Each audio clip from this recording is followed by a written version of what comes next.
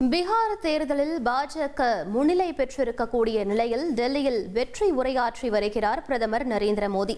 பீகார் தேர்தலில் தேசிய ஜனநாயக கூட்டணி தொடர்ந்து முன்னிலை வகித்து வருகிறது. டெல்லியில் உள்ள பாஜக தலைமை அலுவலகத்தில் இன்று மாலை நிர்வாகிகளை சந்திக்க இருக்கிறார் பிரதமர் நரேந்திர மோடி.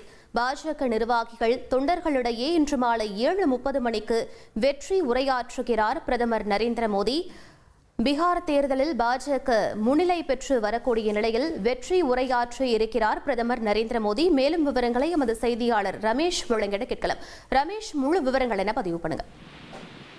பீகார் தேர்தல் முடிவுகள் தொடர்ந்து வெளியாகி வருகின்றன. தற்போது வரை வெளியாகியுள்ள முடிவுகளில் ஆளும் தேசிய ஜனநாயக கூட்டணி 200 தொகுதிகளில் முன்னிலை வகிக்கிறது. அதில் தனிப்பெரும் கட்சியாக பாஜக 91 தொகுதிகளில் முன்னிலை வகித்து வருகிறது. இந்த நிலையில் இதற்கு பிறகு இதில் பெரிய அளவில் மாற்றம் ஏற்பட வாய்ப்பில்லை. இதன் மூலம் ஆளும் தேசிய ஜனநாயக கூட்டணி பீகாரில் ஆட்சியை தக்க வைக்கப் போவது ஏறத்தாழ உறுதியாகி இருக்கிறது. இது பாஜக தொண்டர்களுக்கும் அதன் கூட்டணி கட்சிகளுக்கும் பெரும் உற்சாகத்தை கொடுத்திருக்கிறது.